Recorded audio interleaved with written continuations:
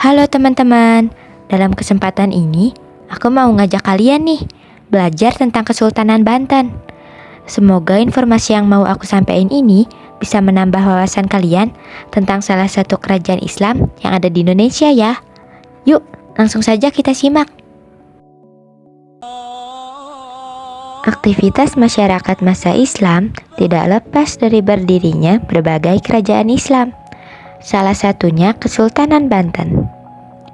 Kesultanan Banten didirikan oleh Sunan Gunung Jati pada tahun 1526. Nah, kalian tahu nggak letak Kesultanan Banten itu di mana sih? Kesultanan Banten ini berlokasi di sekitar daerah Kerajaan Sunda. Kala itu, ibu kota Kesultanan Banten terletak di Surosoan, wilayah Banten Lama, Kota Serang. Kesultanan Banten mencapai puncak kejayaan pada tahun 1651 di bawah pemerintahan Sultan Ageng Tirtayasa. Kala itu, perdagangan dan persanian Banten mengalami kemajuan pesat. Perluasan wilayah kekuasaan terus dilakukan, bahkan sampai ke daerah yang pernah dikuasai Kerajaan Pajajaran. Sultan Ageng Tirtayasa berhasil memajukan wilayah perdagangan Banten hingga ke bagian selatan Pulau Sumatera dan Kalimantan. Banten dijadikan tempat perdagangan internasional yang mempertemukan perdagangan lokal dan pedagang Eropa. Sultan Ageng Tirtayasa juga berhasil memajukan pendidikan dan kebudayaan Islam.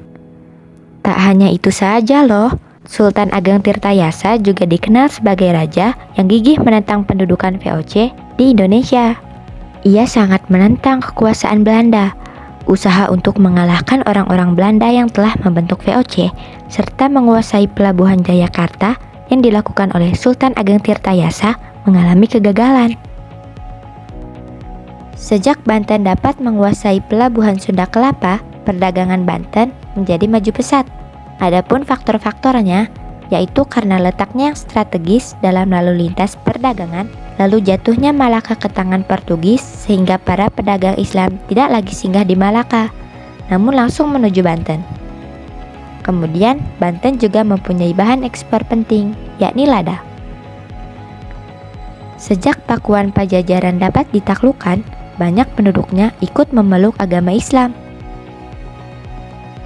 Secara kehidupan politik, terutama di awal pendirian, Kesultanan Banten merupakan bagian dari Kesultanan Cirebon dan Demak, meski pada akhirnya mampu melepaskan diri dari pengaruh keduanya dan berdiri sebagai kerajaan Islam yang berdaulat. Pada tahun 1524, Banten dikuasai oleh Kerajaan Demak. Pada waktu Demak terjadi perebutan kekuasaan. Banten melepaskan diri dan tumbuh menjadi kerajaan besar. Kemudian kekuasaan diserahkan kepada Sultan Hasanuddin. Sultan Hasanuddin dianggap sebagai pionir kerajaan Banten, karena Banten semakin maju di bawah pimpinannya. Kehidupan sosial masyarakat Banten sejak diislamkan oleh Fatahillah tahun 1527 secara berangsur-angsur mulai berlandaskan ajaran-ajaran Islam.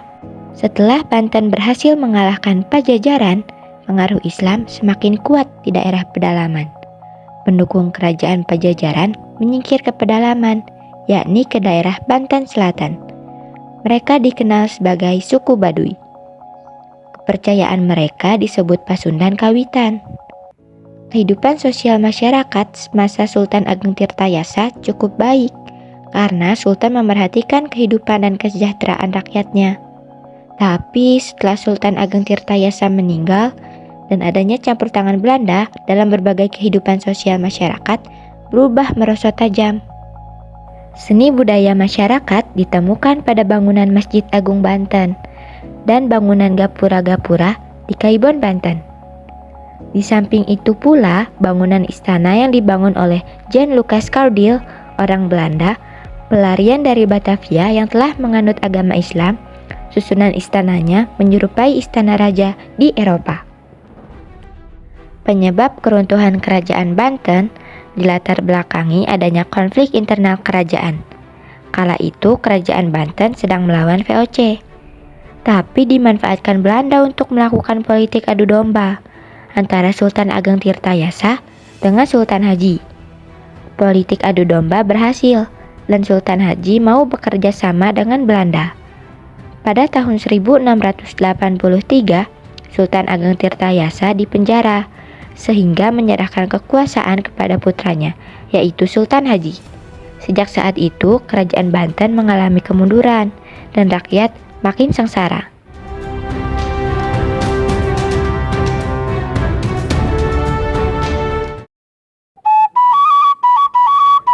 Kerajaan Banten memiliki beberapa bukti peninggalan yang menjadi kunci sejarah kejayaannya terdahulu. Di antaranya adalah Masjid Agung Banten. Masjid ini terletak di Desa Banten, Kecamatan Kasemen, Kabupaten Serang, Banten. Masjid ini didirikan oleh Sultan Maulana Hasanuddin pada tahun 1552 sampai 1570. Bangunan masjid ini merupakan akulturasi dari 3 budaya, yaitu Cina, Arab, dan Eropa. Keunikan masjid ini adalah bentuk menara yang mirip seperti mercusuar dan bagian atap masjid mirip pagoda. Sementara pada bagian kanan dan kiri terdapat serambi dan makam Kesultanan Banten dan keluarganya. Peninggalan Kerajaan Banten selanjutnya ada Benteng Spielwijk. Benteng ini adalah bukti penjagaan Kerajaan Banten atas serangan laut sekaligus digunakan untuk memantau aktivitas pelayaran. Nah, di dalam benteng ini juga terdapat meriam Ki Amuk. Kenapa sih dinamain meriam Ki Amuk? Dinamakan demikian karena konon katanya meriam ini memiliki daya tembakan yang jauh dan ledakan yang besar loh. Itulah beberapa informasi tentang Kerajaan Islam Banten.